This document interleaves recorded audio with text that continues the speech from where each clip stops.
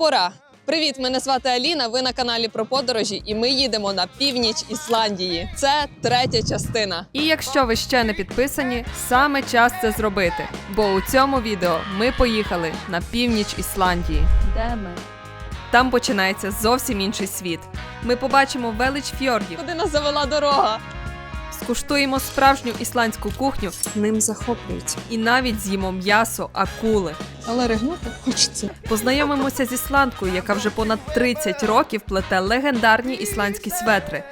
Пройдемо крізь безкраї лавові долини, піднімемось на кратер вулкану та опинимося у місцях, де ландшафт настільки нереальний, що здається, ти на іншій планеті. Реально Марс. Побачимо локації, до яких добирається зовсім небагато мандрівників, Аж не віриться, що є щось таке на світі. і знайдемо термальний водоспад, у якому можна купатися просто серед природи.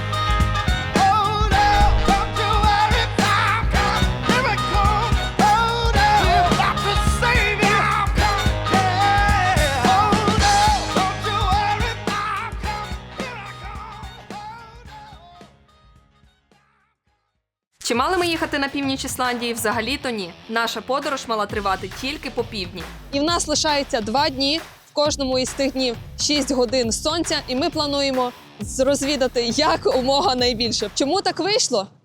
Я не знаю. Чому це червоне крісло стоїть тут? Я теж не знаю. Але хіба не в цьому вся краса? Попереднє відео ми закінчили біля гори Вестрахорн і звідти відправляємося далі через тунель просто вгорі. Ну і, до речі, це перша точка, з якої починається наша подорож по північній Ісландії. Це така невеличка собі арт-інсталяція. Ідеальне місце для нестандартного кадру, оскільки червоне крісло контрастує дуже гарно з природою. І кожен це може приймати по-своєму. Я думаю, в цьому і суть цієї Ісландії. Ти сидиш на кріслі, насолоджуєшся і просто відчуваєш цей спокій і свободу. Знаєш що? Чисто місце для тих, хто любить посидіти, подумати.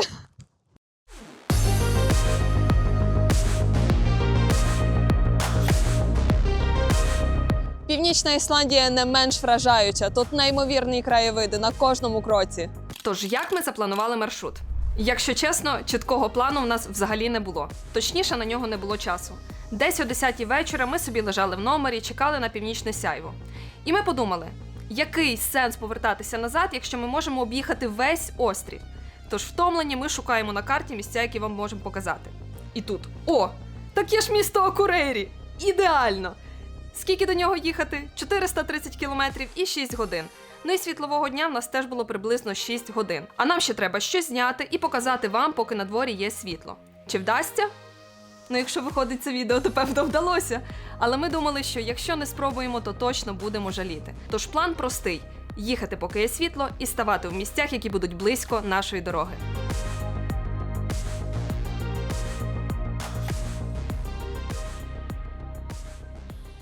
Дорогою на північ нас дорога привела до водоспаду Свейнстексфес або Фосарфос. Дорога до нього легка, звернули 500 метрів і ось такий видовий майданчик. Туристів взагалі немає. Дорогою ми минали буквально одиниці машин. І тут така красива водичка. Чорні скелі, які каскади. Клас.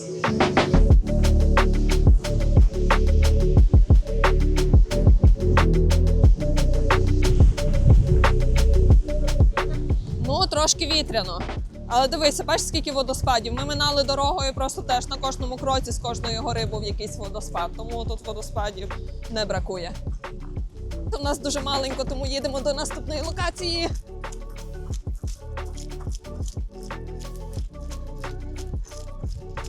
Класно, такий вид. Як ви вже могли зрозуміти з наших відео, в Ісландії водоспади на кожному кроці. Їх тут понад 10 тисяч. А от знаєте, чого в Ісландії немає? Комарів. Тобто не було. Бо у жовтні 2025 року сталося майже надзвичайне лихо світового масштабу. В одному з районів біля Рейк'явіка прямо на подвір'ї знайшли 3 комарів – 2 самок і 1 самця. Новина розлетілася по всьому світу. Ну бо погодьтеся, комарі в Ісландії – це звучить майже як пальми в Антарктиді. Колись клімат Ісландії був для комарів занадто суворим, щоб вони вижили. А тепер, коли вони з'явилися, це ще один сигнал, що клімат змінюється швидше, ніж ми думаємо.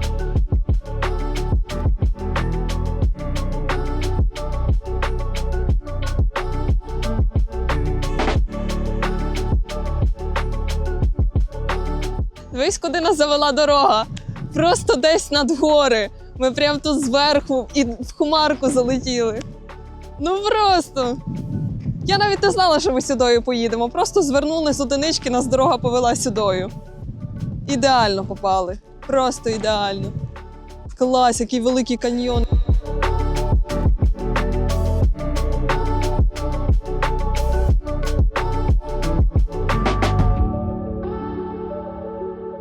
Наступна точка називається Йокульса Адаль. Це оглядовий місток на каньйон із базальтовими скелями та водою, річкою, яка утворюється із льодовика Ватнайокул. Тут можна подивитися гарні чорні базальтові скелі і красивий колір води. Ну, він зараз такий трошки бруднуватий, але я думаю, літом тут взагалі набагато бірюзовіша водичка. В принципі, класне місце, щоб зупинитися по дорозі. І взагалі не туристичне, тут абсолютно нікого немає.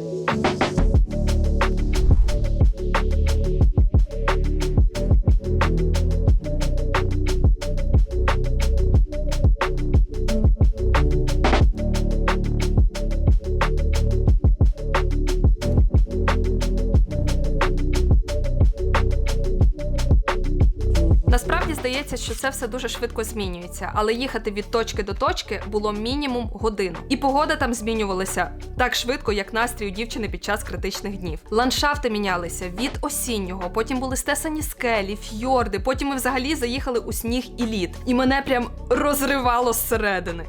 І далі ми заїхали у вулканічну долину. І думаю, це місце мені сподобалося найбільше. Подивіться на цей простір. Це просто як якийсь Марс, це реально Марс. Я навіть не думала, що тут буде. Їхали нормально, з засніженою дорогою, зелено, тут хоп, і все чорне. Просто. Не дивно, що тут стільки фільмів знімають. Пускай дрон.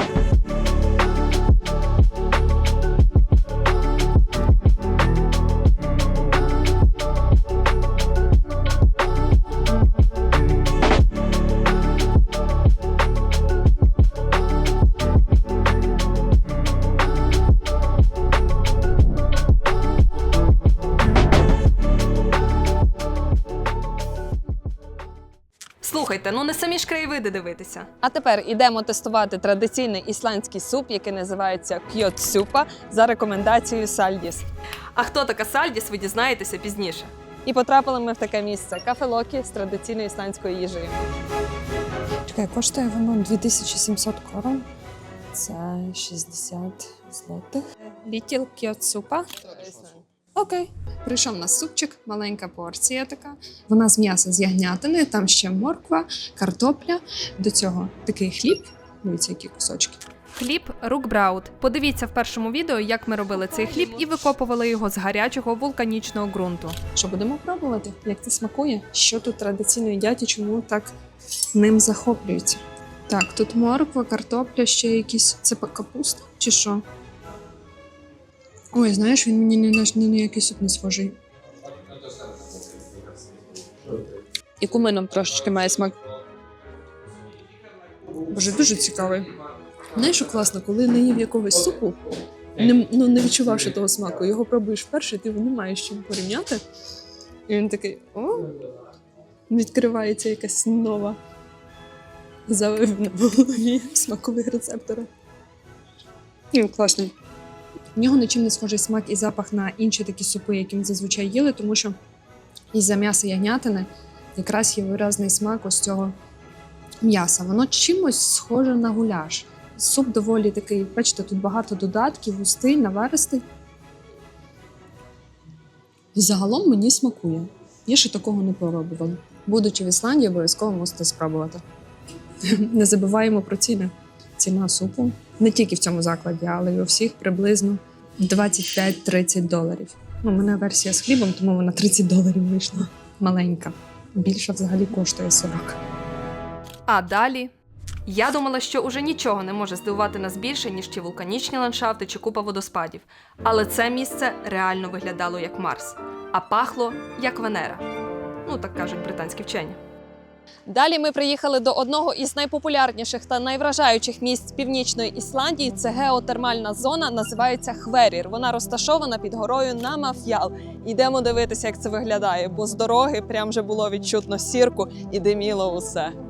Тут важливо ходити теж по визначених стежинках, тому що вода із цих річечок і гейзерів дуже-дуже гаряча. Вона десь 80-100 градусів. Фу, але засмерділо.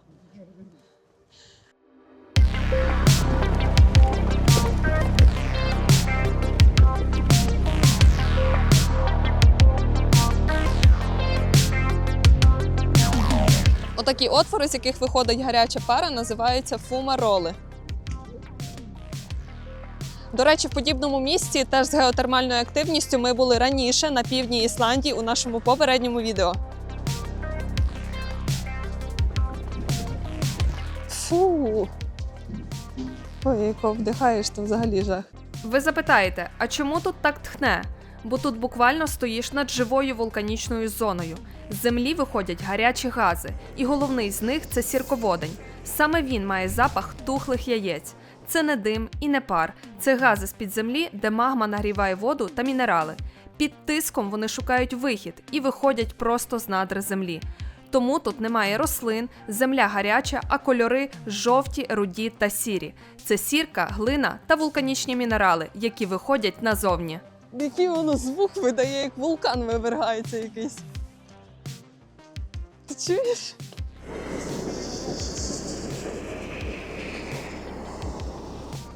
Це одне із тих найбільш фотогенічних місць Ісландії. Його дуже часто порівнюють із поверхнею Марса. Ой, тут тепло.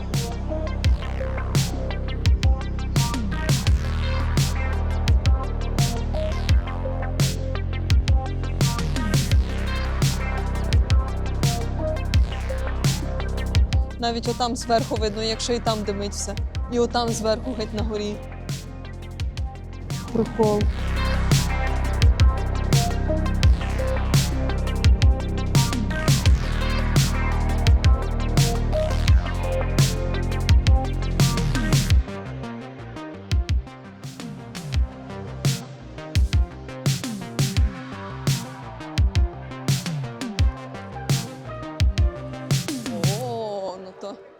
Знаєш, що класно? Що в порівнянні з півднем тут взагалі туристів рахує 0. Та ти що? А може час розказати, куди ми прийшли? Ми прийшли до наступного не менш вражаючого водоспаду, який називається Годафос. Назва його перекладається як водоспад богів.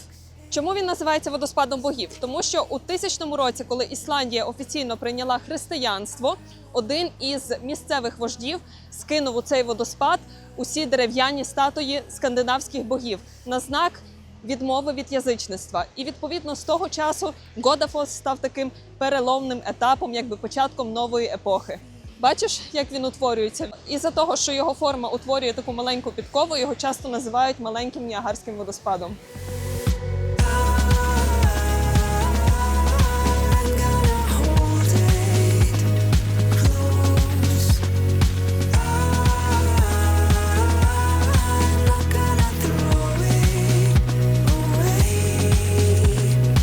Надивились?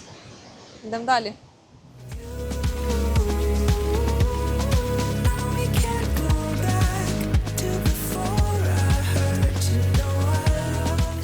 Їдемо до офігенного міста Акурейрі. Але спочатку до одного дуже секретного. Надіюся, ми туди встигнемо і буде дуже гарна погода. А якщо навіть не буде, все одно там класно.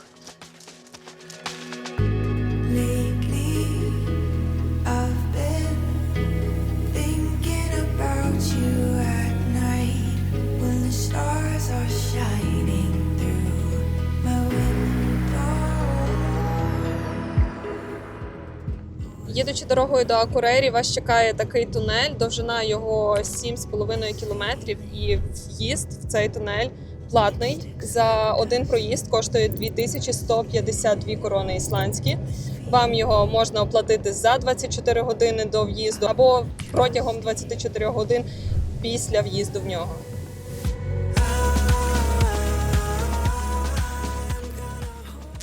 3 роки тому, а саме 4 листопада у першій годині ночі, у однієї ісландки на рілсі ми побачили, як вона сидить десь у водоспаді.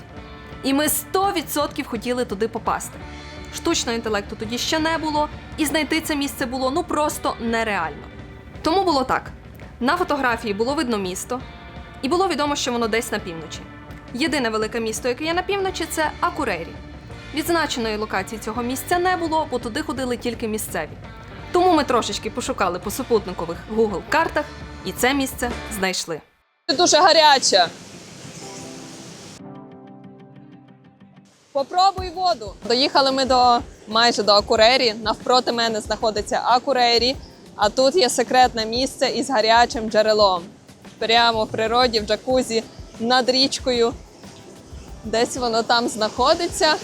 Хтось там сидить чи ні. Дивися, тут річка тече, вона просто з нею парує все. Але прикольно! Просто гаряча річка.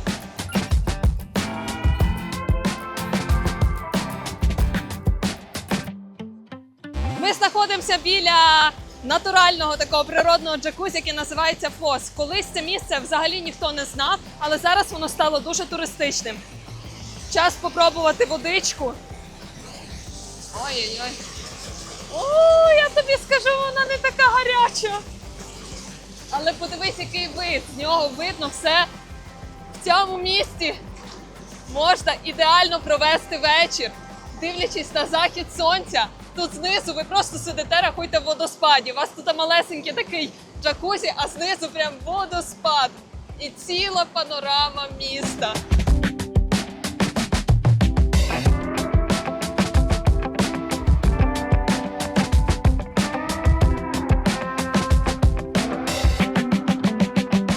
Вид просто супер. Мені здається, ця водичка, певно, міняється від температури, там, що під землею все відбувається, бо зараз вона така легколітня, що виглядає, нібито вона гаряча дуже, але швидко привикаєш.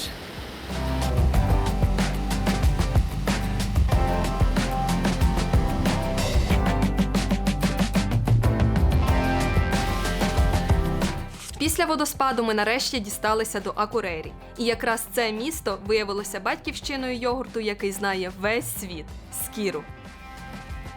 Всі ви знаєте йогурт скир, точніше сир, тому що це технологічний сир. І так, саме в Акурейрі його почали виробляти. У 1930 році ця компанія, що знаходиться за мною, компанія Йоркуль Самсалам. Саме ця компанія вивела його у світ, і тепер цей продукт з півночі острова їдять у десятках країн. Акурейрі став один із центрів розвитку молочної індустрії Ісландії, і скир тут не просто їжа, а частина культури. Загалом скир має дуже давнє походження. Його готували вікінги ще понад 1000 років тому. Скир вважається традиційним ісландським молочним продуктом. Робиться він із нежиреного коров'ячого молока і має високий вміст білку. Він дуже густий, ніжний і з легким кислуватим смаком. Тому, як цікавинка, класно побачити це місце в місті Акурейрі.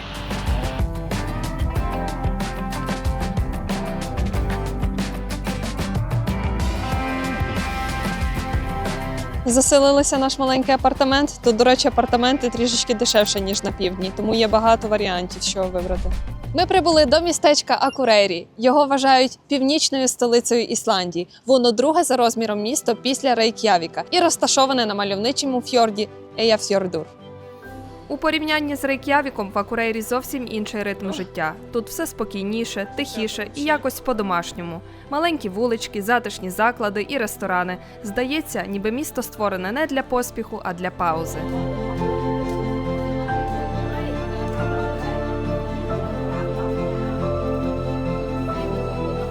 Взагалі в цьому місті живе дуже багато місцевих, а навіть ісландка, з якою ми розмовляли, казала, що це її улюблене місто.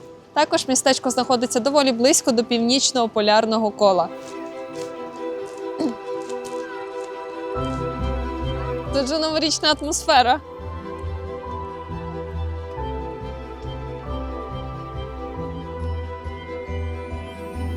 А на світлофорах тут замість червоного кола червоне сердечко. Чому так сталося? У 2008 році країну сильно вразила фінансова криза, і місто вирішило додати серця на світлофори як нагадування про позитивне мислення, символ надії та нагадування про те, що справді важливо. В Акурейрі ми зупинилися переночувати і нарешті хоча б трішки видихнути після довгої дороги. А на ранок вже виїхали далі продовжувати подорож по півночі. Але про це згодом. А як ісландці зігріваються в цьому суворому кліматі? Саме час розказати вам про наше знайомство з ісландкою, яка в'яже ісландські светри вже понад 30 років. Перед тим, як їхати в Ісландію, нашим головним завданням було познайомитися із місцевими, як же ви, в принципі, могли помітити у наших відео. Ми підійшли до цього питання дуже серйозно і вже за місяць до виїзду домовилися про нашу зустріч із Сальдіс. І щиро кажучи, найбільше мене здивувало те, що незнайома людина просто так взяла і запросила нас до свого дому. І так, ми з нею бачилися ще в Рейк'явіку, бо ми ж не знали, що будемо їхати на північ. Йдемо в гості. Що я на краю землі до людей в гості ніколи не напрошувалась. Hello, Godam Сальдіс нас дуже тепло зустріла. Її мама спеціально зробила для нас популярні ісландські млинці, про які ми розповідали у другому відео. Запросила нас до столу та ми трішки поспілкувалися. Привіт, мене звати Сальдіс. Я в'язальниця з Ісландії і займаюся в'язанням уже 30 років. Я народилася в маленькому містечку на східному узбережжі Ісландії. Мене навчила в'язати моя бабуся.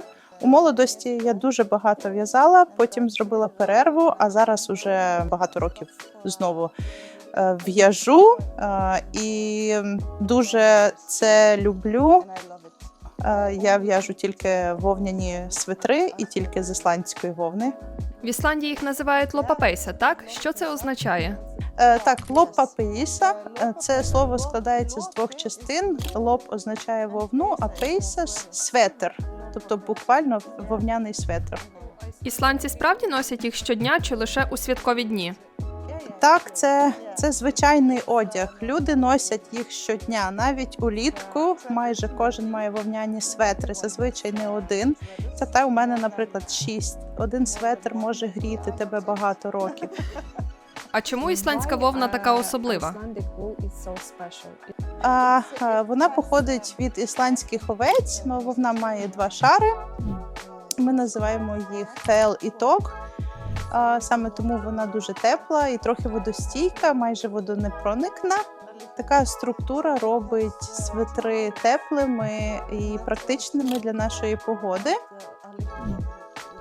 Розкажи, будь ласка, як в'яжуть традиційний ісландський светр? Класичну лопапейса в'яжуть знизу вгору. Починаєш внизу, в'яжеш корпус, потім окремо рукави. Спочатку один, потім другий і приєднуєш їх. А потім в'яжеш кокетку, візерункову частину навколо плечей. Це так званий светр з кокеткою.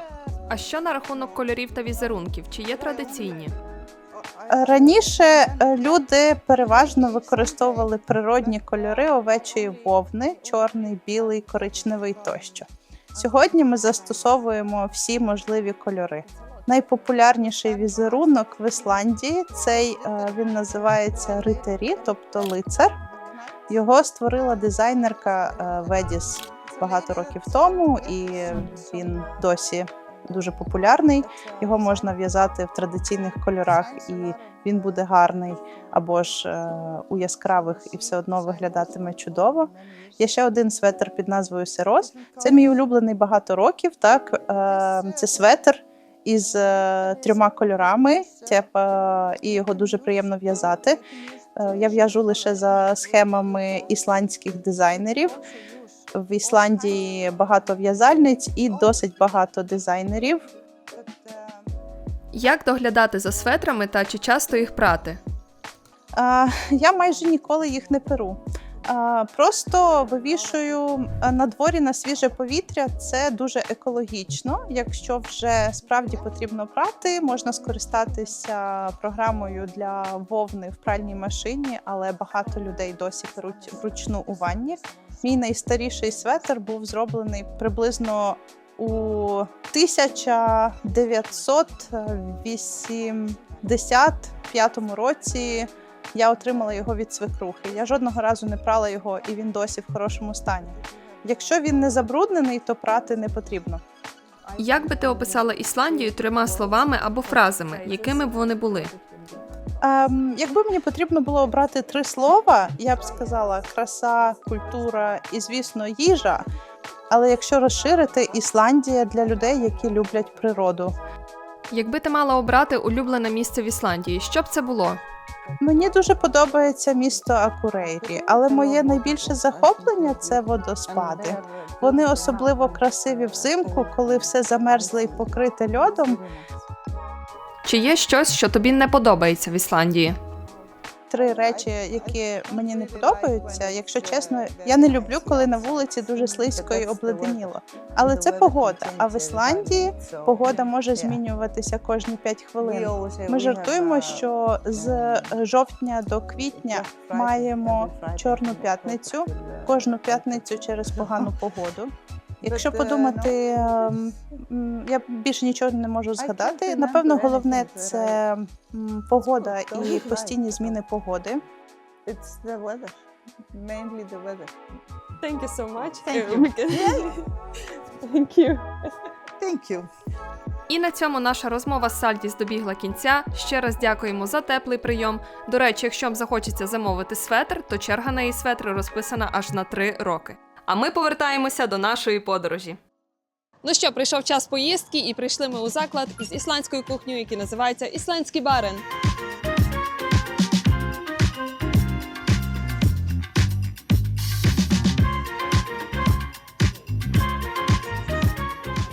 $3,890 ісландських крон коштує fish and chips.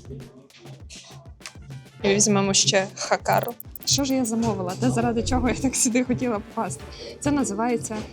Ой, я вже чую запах тільки рибки. Це називається хакарл. Це ферментоване м'ясо акули. Тут ще подали до того сушену рибку і маселко. Зазвичай сушену рибку їдять з маслом, тут така традиція. А хакарл – це, власне, акула.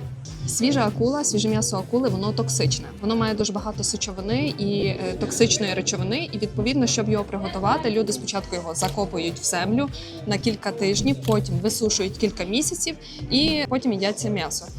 Як його правильно їсти? Треба вкусити, потримати десь приблизно 5-10 секунд. Чим довше ви його будете тримати на язиці, тим більше смаку воно віддасть. Спочатку його понюхаю, певно, бо воно, походу, дуже смачне. Ой, ну, воно, отак як підносиш, воно має дуже різкий смак, запах. Але воно мені пахне як фарба. Я надіюся, що мені не буде погано, бо я дуже голодна, і це перше, що я з'їла за останні, певно, 6 годин. Що, проберу просто і це, бляха, так стрімно капець. Давай, 1, 2, 3. Як желейка якась. Воно смакує рибою. Воно має такий дуже різкий смак якийсь, але як желе. Не таке воно погане, але ригнути хочеться трошки. Ну, от ти відчуваєш, що ти їстиш якесь сире м'ясо, якщо чесно. І вона трошки... О, вона мені смакує сушеною рибкою. Ей, я думаю, вона нормально для мене, як із-за того, що вона як сушена рибка, як кальмар трошки нагадує. Так, консистенція такого грильованого кальмару, а на смак сушена риба. То всі так страшно перед ним випендрювалися, коли його знімали, що воно смердюче, що воно таке недобре, то воно не є найгірша страва, яку можна з'їсти. Але запити треба.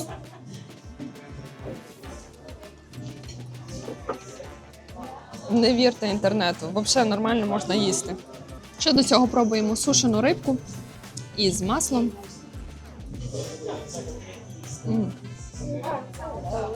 Fish and chips. For me? And Thank you. смачного. Дякуємо. Ну що, риба сама на смак не солена. Масло легко посолено зверху. Воно таке наповітряне. І, в принципі, сушеною рибкою дуже гарно заходить. Класне поєднання. Ніколи б не могла подумати, що сушену рибку можна їсти з маслом. Наступна страва, яку замовили, це в нас fish and chips. Рибка в паніровці, жарена картопелька в формі вафельок. До цього соус і лимончик. Сама страва fish and chips – це трошечки відноситься до фастфуду, але вона тут теж дуже популярна, щоб її готували і вдома, і в ресторанах. Вона дуже ніжна.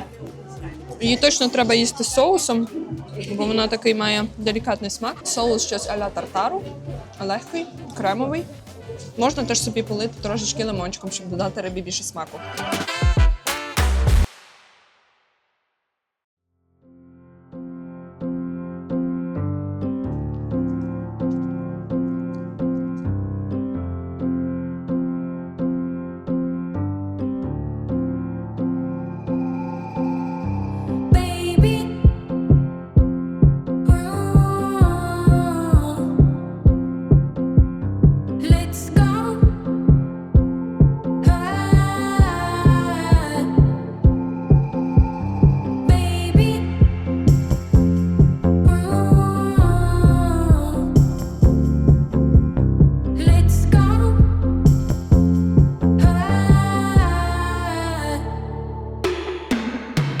Наступний день ми розпочали із одного цікавого місця. Воно називається церква Відімірар Кирк'я. Це одна із тих найкраще збережених торф'яних церков у Ісландії. Торф'яні церкви – це унікальна риса ісландської культури. Колись їх тут було понад 100, зараз залишилося зовсім кілька. І це одна із найкращих збережених.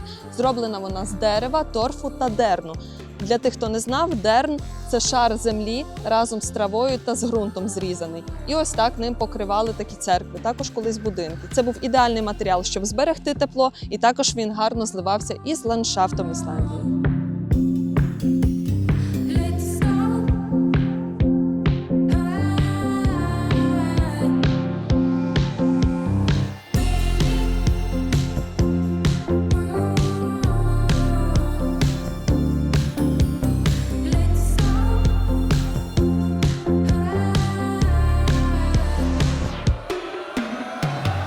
Це був наш останній день подорожі. Дорога за Курейрі вже не була настільки насичена локаціями. Ми просто їхали 2, 3, 5 годин і часом зупинялися на перерву.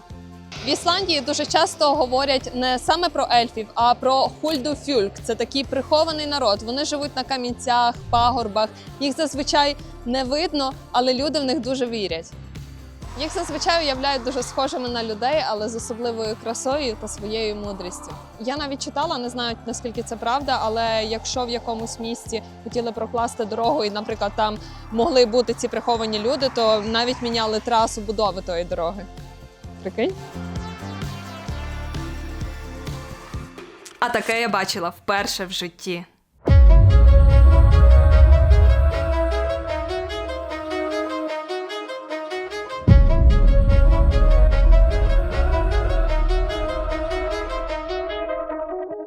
Чекай, є Аво, маленький, Літла Граброк. Їх тут аж 3 кратера, мав бути 1. Супер! Наступна точка – це згаслий вулкан Граброк. Я спочатку думала, що тут буде 1 вулкан, а тут виявилося їх аж 3. Є один маленький, найбільший Граброк, і над ним ще Раутброк. І зараз ми підемо такою дерев'яною стежечкою і піднімемося прямо на його кратер. Побачимо, як він виглядає.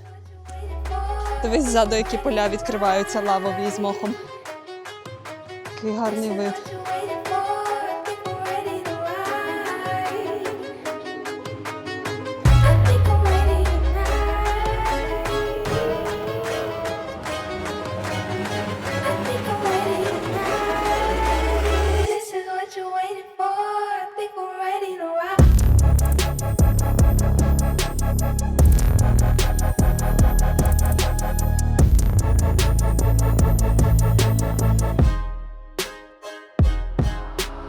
Підйом до кратеру зайняв всього декілька хвилин, і ось ви вже прямо на його вершині. Звідси можна побачити як і Граброк, так і інший вулкан. В сонячну погоду виглядає просто чудово. А сам вулкан вивергався приблизно 3600 років тому. І тут тепер можна гуляти і дивитися на сусідні краєвиди. По правій стороні знаходиться лавове поле, перед нами гори, ззаду якесь місто з горами, фьорди.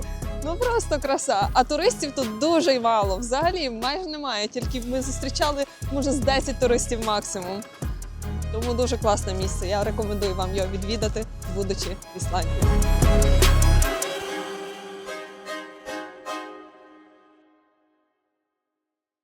Ну що ж, і фіналочка. По-перше, дякую вам, що подивилися це відео. Якщо ви ще не бачили, у нас на каналі є ще 2 відео про Ісландію, про південь Ісландії, про людей, про культуру. А про що ж північ Ісландії? Північна Ісландія – це не про галас туристів. Це місце, де ти справді відчуваєш спокій. Це про море, про тишу, про красиві фьорди, про неймовірні гори і безкраї дороги. Якщо вам це відео відгукнулося, то ви теж полюбите Ісландію. Ну і що, до зустрічі в наступних подорожах!